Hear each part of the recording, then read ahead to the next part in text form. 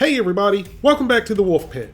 Today, I'm making a steak and baked potato dinner with asparagus in my 5.8 quart Habor XL Air Fryer. I'm not only cooking dinner in it today, I'm going to be giving 5 of them away. All you have to do is reply, "I want one," in the comments and smash that like button. That's all there is to it. And you have until February 10th to do it. I'll try to do the drawing on the 11th and pick 5 winners. If you're like me and you can't wait and you want one before then, there's a coupon code for $20 off and a link in the description of this video. So let's get dinner going. Let's start by drizzling some olive oil on our potato and asparagus.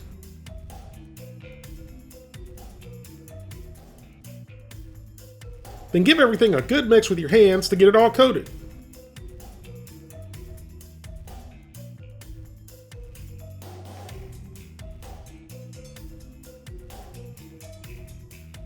Then very generously season with kosher salt and fresh cracked pepper right out of the jar.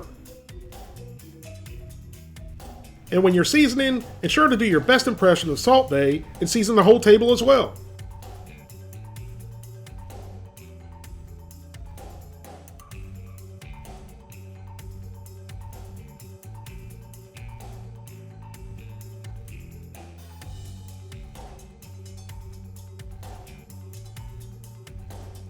The potato is going to take the longest to cook, and I haven't yet done a baked potato in the air fryer. So I'm going to start off at 400 degrees for 15 minutes.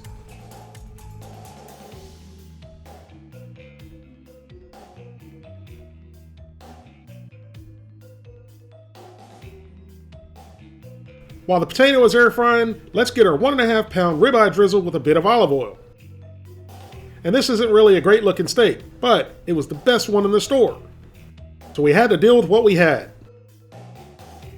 Once it was all lubed up, season liberally with either salt and pepper or your favorite steak seasoning, which is what I used.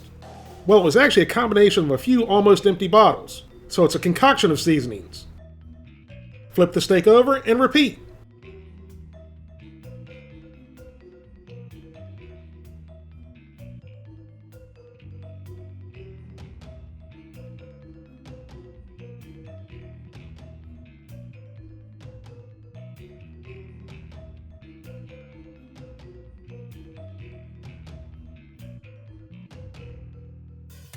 Then let the steak hang out at room temperature until the potato is done. After 15 minutes, the potato was almost done, but not quite. So I put it in for another 5 minutes. Then after a total of 20 minutes at 400 degrees, our potato was baked or air fried. Either way, it was done. So we set the potato aside, and then in went the steak.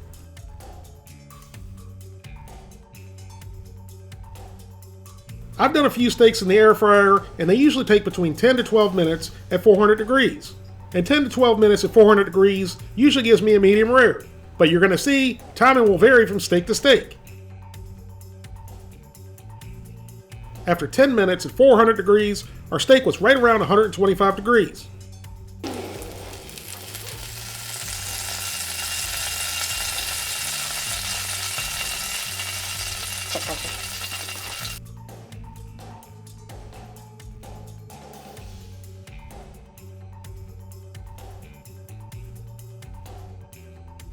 So I pulled it out, put a couple pads of butter on top, then loosely tinted with aluminum foil and let it rest while we cooked our asparagus.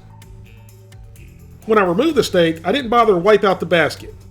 Steak juices aren't going to hurt a thing as far as I'm concerned. I cooked the asparagus at 400 degrees for 4 minutes. I don't like overcooked mushy asparagus. So if you do, you might want to cook yours a little bit longer.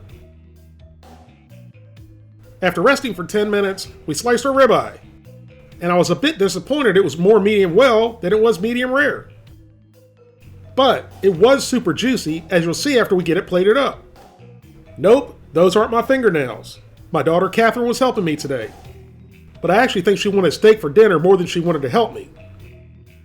And look at all those juices. I told you it was super juicy. Here's our steak and baked potato dinner with asparagus. If you cooked one more potato, this would easily be a great dinner for 2 for Valentine's Day.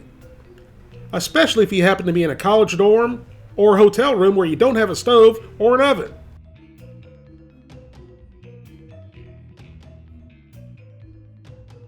I think both Catherine and I were ready to fight over the first bite of steak, so seeing as that would be a fight that I would lose, I let her have the first bite.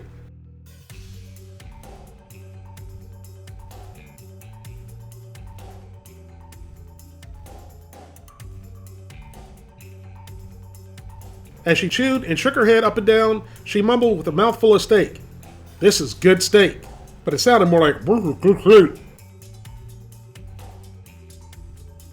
Now it was my turn to try a piece, and although I felt I overshot the finish temp, it sure didn't taste like it. The steak was like butter and super juicy. And before I cooked the steak, I didn't really think it looked all that great, but it turned out pretty amazing. Now for those of you saying, "Ooh, he didn't cut the fat off," you're right, I never do. I love the fat on steak.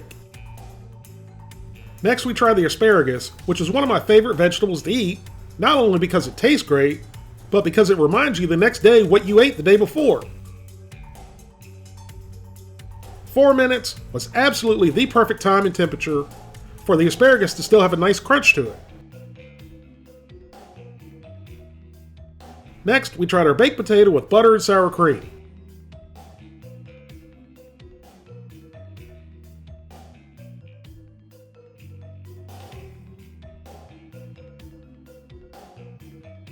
Again, Catherine took the first bite of baked potato. This time, she was shaking her head back and forth with a strange look on her face. And I'm thinking to myself, how the heck did I mess up a baked potato? So I went in for a bite, and it certainly felt tender and creamy, and it looked good to me. But as soon as it hit my tongue, I immediately understood why she shook her head back and forth. We forgot to put salt and pepper on the potato.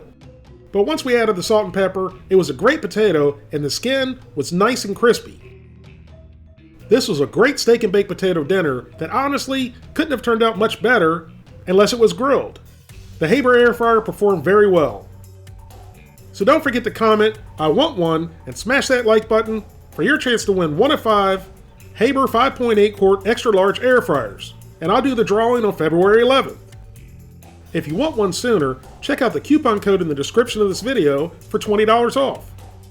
If you'd like to help support the Wolfe Pit, consider being a patron. You can pledge as little as $1 a month, that's only $12 for the whole year. Or you can pledge more, that's up to you. Either way, every little bit's appreciated and helps me produce more high quality videos more often for you, the people. Thank you all very much for watching. Please don't forget to like this video and subscribe, and I'll see you soon.